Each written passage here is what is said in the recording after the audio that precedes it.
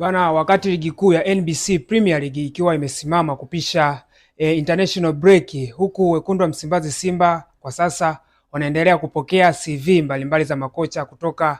maeneo tofauti tofauti, lakini isha kushangaza ni kwa Romain Folz ambaye alikuwa ni kocha wa masimu wa Simba Sports Club, Young Africans, naye ameweza kutuma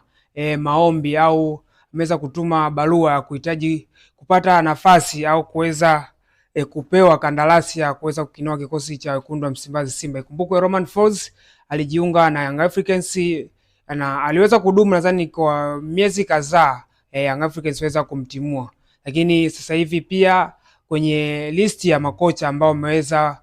kuomba kuweza kukinoa kikosi cha wekundu wa Msimbazi Simba, Romain Folz jina lake naye lipo. Sasa na last game ambao iliweza kusababisha wakaweza kumfukuza Young Africans, aliweza kupoteza mchezo dhidi ya Silver Strikers, ikiwa ni mashindano ya klabu bingwa, na kuweza kusale mchezo dhidi ya Mbeya City, na aliweza kuzungumza baadhi ya maneno kwamba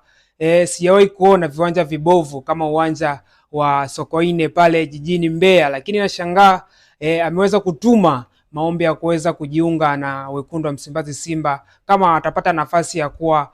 kocha mkuu. Sasa sijajua kwa sasa hivi kama akirejea miundombinu itakuwa imebadilika, lakini kipindi yupo Young Africans aliweza kutupa lawama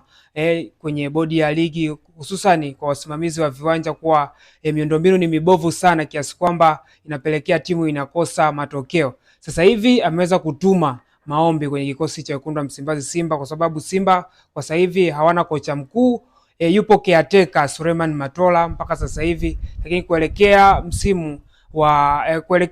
ikiwa ni mwendelezo wa ligi kuu ya NBC Premier League pamoja na CAF Champions League, kwa maana hiyo Simba kipindi cha likizo hii ambayo ni international break wapo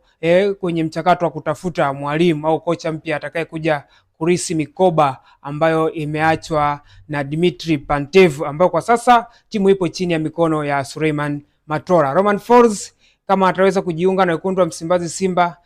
kuna mabadiliko ataweza